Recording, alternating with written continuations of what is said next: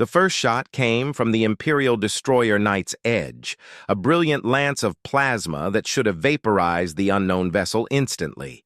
Instead, the beam struck what appeared to be empty space 10 meters short of the target, spreading harmlessly across an invisible barrier.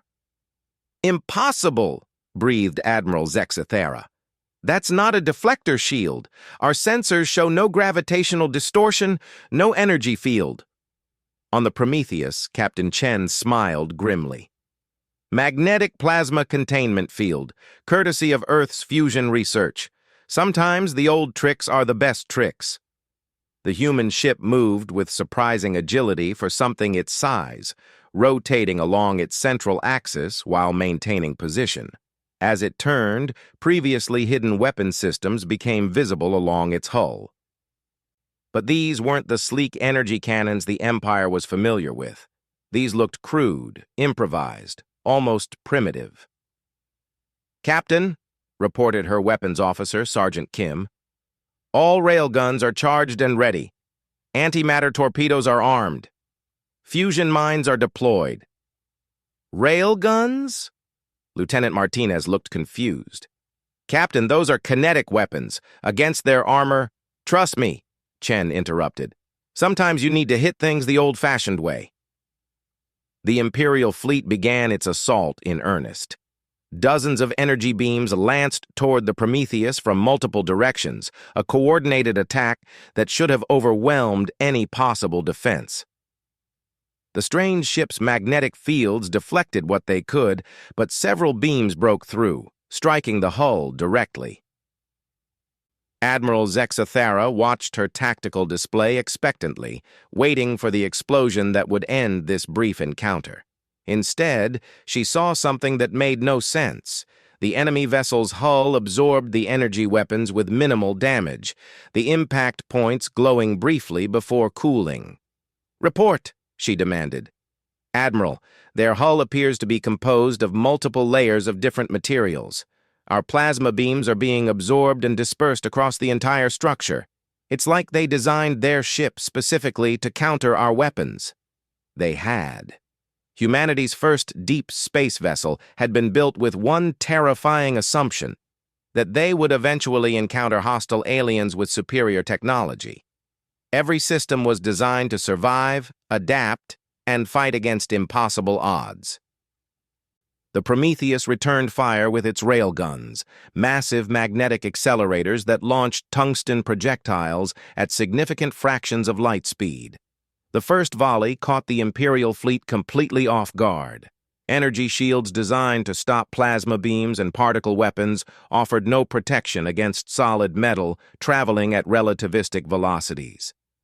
The destroyer Crimson Fang simply ceased to exist as a tungsten rod punched through its shields, hull, and engine core in microseconds. The projectile's kinetic energy vaporized everything it touched, creating a brief star where the ship had been. "What kind of weapon was that?" Zexathera demanded. "Unknown, Admiral. Kinetic projectile of some kind, but the velocity readings are impossible. Nothing that primitive should be able to achieve those speeds." 2 more destroyers died in the next salvo. The Imperial ships began evasive maneuvers, but the railgun projectiles were too fast to dodge. Their predictive targeting computers couldn't track weapons that traveled at such velocities. Captain Chen watched the tactical display with professional satisfaction. "Antimatter torpedoes! Fire pattern Delta!" The Prometheus launched what looked like primitive missiles, crude, bulky things compared to the elegant weapons in Imperial arsenals. But appearances were again deceiving. Each torpedo contained a small amount of antimatter, magnetically contained and designed to detonate on contact with any matter. The Imperial point defense systems engaged the incoming missiles, destroying several with precision laser fire. But the explosions that followed were unlike anything in their experience. When matter met antimatter, the result was pure energy conversion according to Einstein's most famous equation. The heavy cruiser Star's Wrath vanished in a flash of light that briefly outshone the local sun. The shockwave from the antimatter explosion damaged 3 nearby vessels and sent debris flying at dangerous velocities. "Admiral," her communications officer called out in panic. "Half our battle group is reporting critical damage. These weapons, they're unlike anything in our databases." Admiral Zexthara stared at her tactical display in growing horror. In less than 10 minutes, she had lost 6 ships to a single unknown vessel. Battlegroup Omega, designed to conquer entire star systems, was being systematically destroyed by technology that shouldn't exist. "All ships, concentrate fire on that vessel," she ordered. "Maximum power." The remaining Imperial ships unleashed everything they had. Energy beams, particle cannons, quantum torpedoes, and graviton missiles all converged on the Prometheus. The small human ship disappeared behind a storm of destructive energy that would have obliterated a small moon.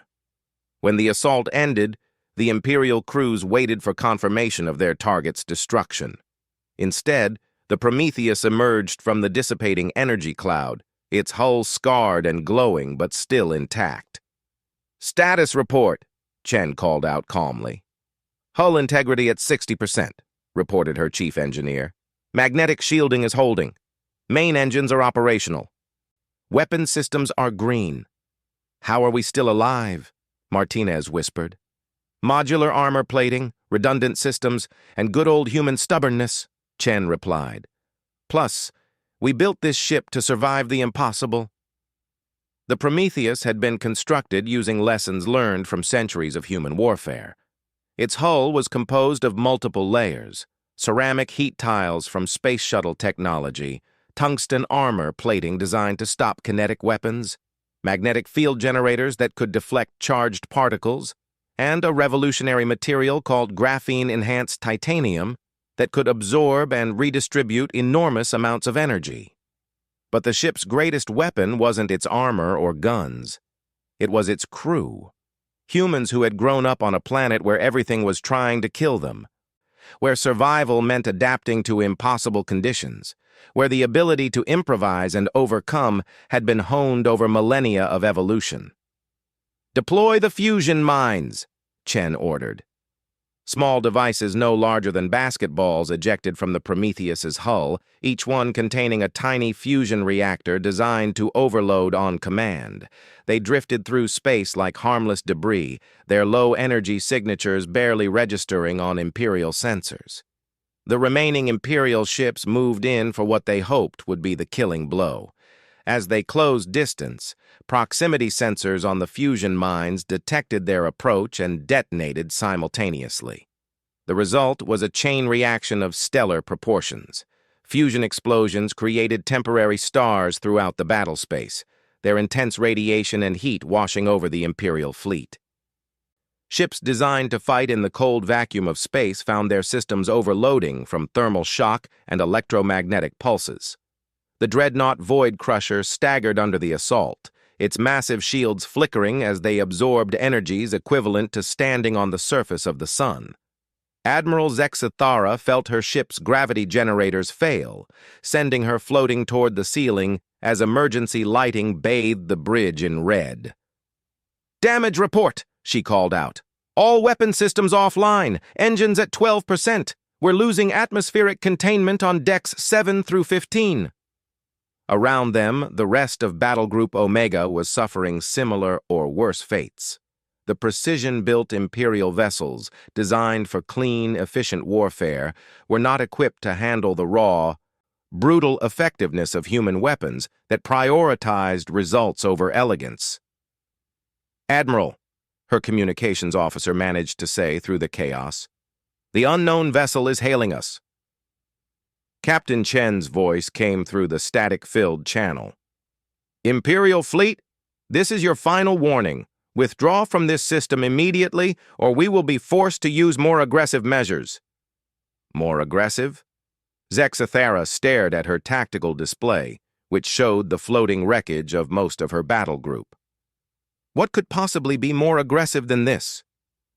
"Captain," Sergeant Kim reported quietly to Chen, "we're down to our last antimatter torpedo, and the railguns are running low on ammunition. They don't need to know that, Chen replied with a slight smile. Sometimes the best weapon is the one your enemy thinks you have.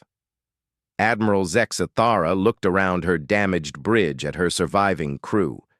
In 30 years of service, she had never encountered anything like this. A single vessel had destroyed most of Battle Group Omega using weapons that weren't in any Imperial database, employing tactics that defied conventional military doctrine.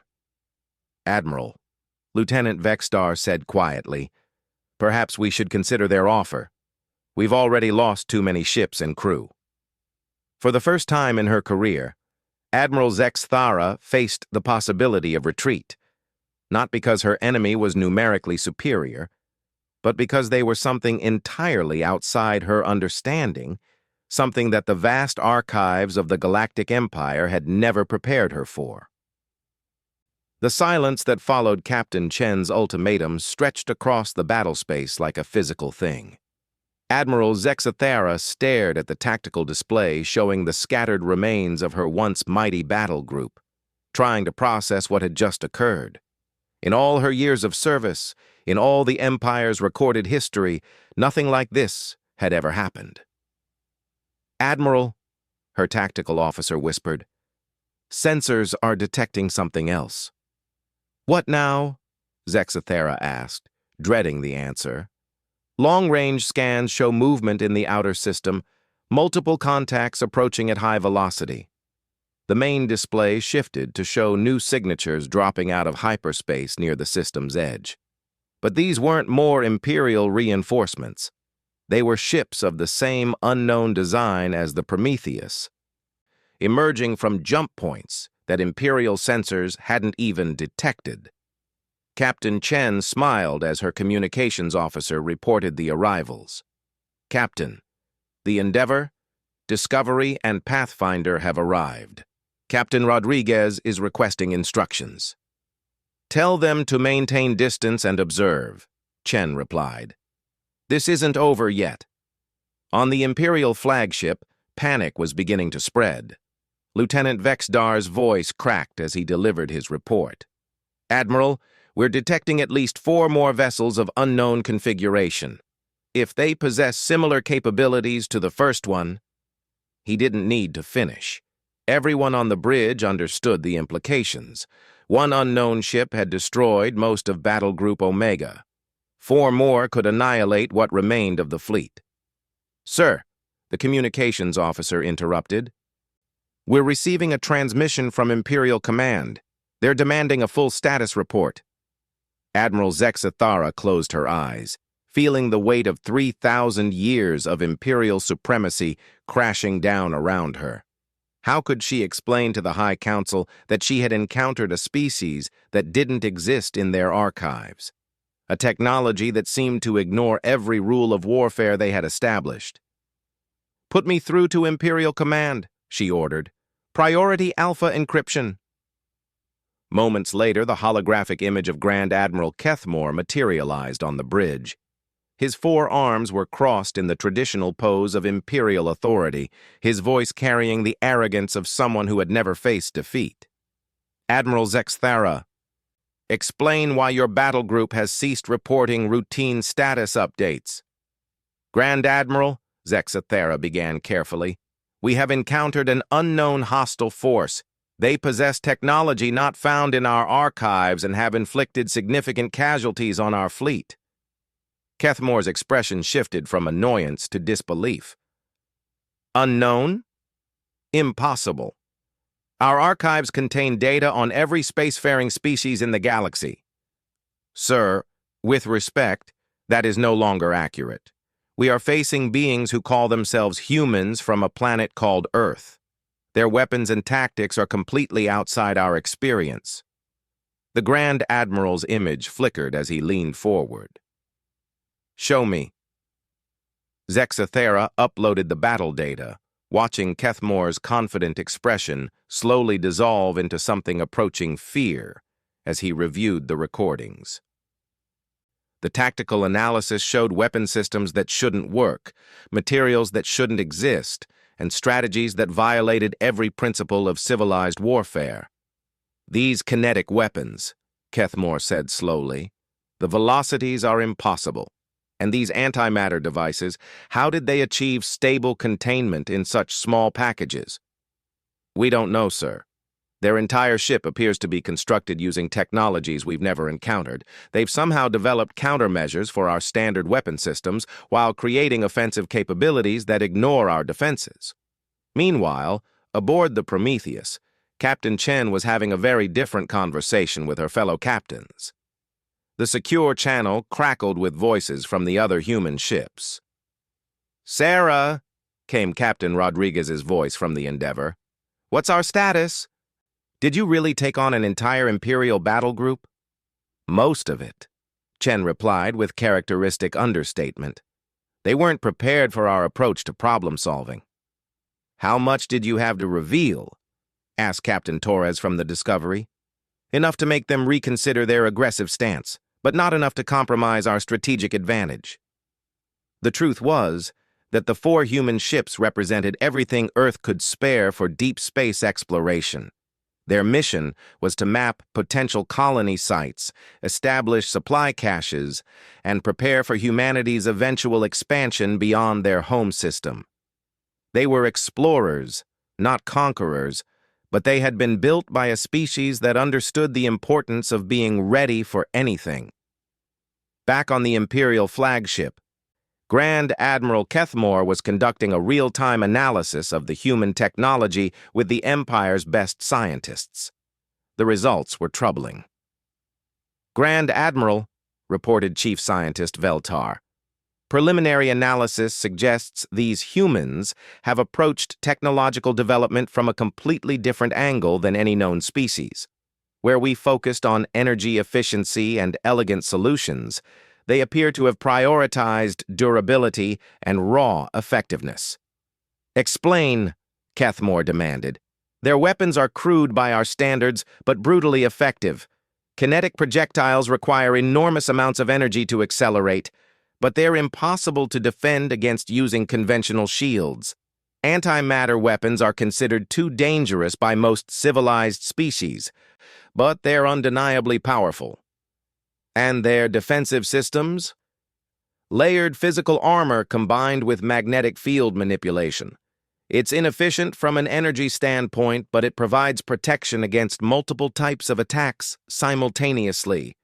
They've essentially brute-forced solutions to problems we solved through more sophisticated means." Admiral Zex Thara listened to the conversation with growing unease. The implications were staggering. If humans represented a viable alternative approach to technology and warfare, it meant the Empire's 1,000-year technological supremacy was built on assumptions that might be fundamentally flawed. "Admiral," her communications officer called out, "the human vessel is hailing us again." Captain Chen's voice filled the bridge. "Imperial Admiral, my government has authorized me to extend an offer of peaceful contact.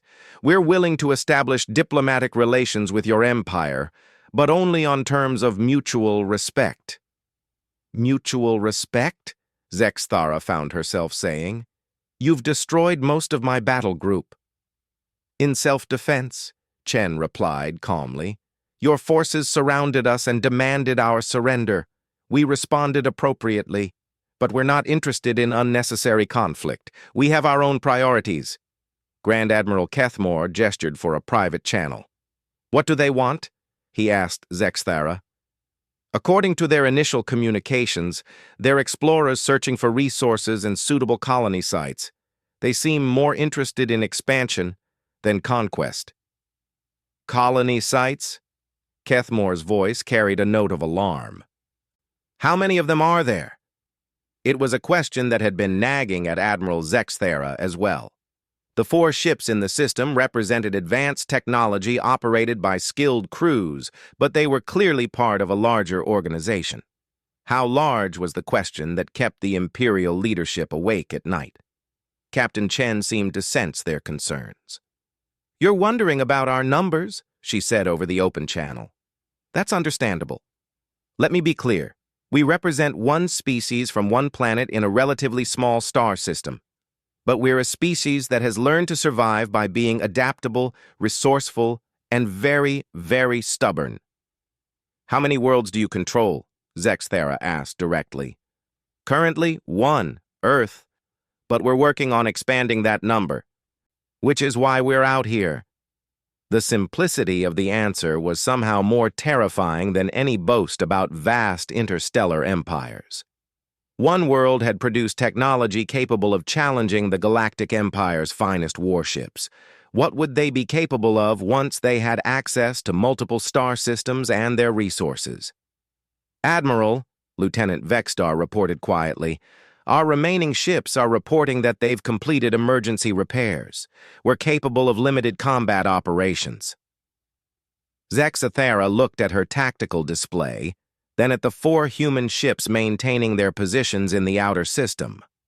The smart military decision would be to withdraw, report to Imperial Command, and return with overwhelming force. But something about Captain Chen's calm confidence suggested that might not be as simple as it sounded. Captain Chen, she said over the open channel, what assurance do we have that your people won't pose a threat to Imperial territory? The same assurance we have that you won't pose a threat to us, Chen replied. Mutual respect and common sense. We're explorers, Admiral, not conquerors. We're looking for empty systems to colonize and resources to exploit. We have no interest in displacing existing populations or challenging established governments. And if we refuse to acknowledge your right to expand? There was a pause before Chen answered, and when she did, her voice carried a note of steel that made everyone on the Imperial Bridge uncomfortable. Admiral, we've been surviving on a planet that has tried to kill us for millions of years. We've fought wars, plagues, ice ages, asteroid impacts, and each other. We've learned to adapt to any environment and overcome any obstacle. If you try to stop us from expanding peacefully, we'll find another way. And you might not like our alternatives as much as you like this conversation. Admiral Zexthera looked around her damaged bridge at the faces of her crew, seeing her own uncertainty reflected in their expressions. For 3,000 years, the Empire had been the dominant power in the galaxy because they had superior technology, better organization, and more resources than anyone they encountered. Now they faced a species that had somehow achieved comparable results through completely different methods.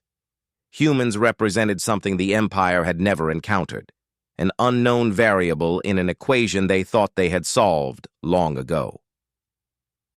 Grand Admiral, she said to Kethmore on the private channel, I recommend we establish formal diplomatic contact with these humans. We need to understand their capabilities and intentions before making any strategic decisions.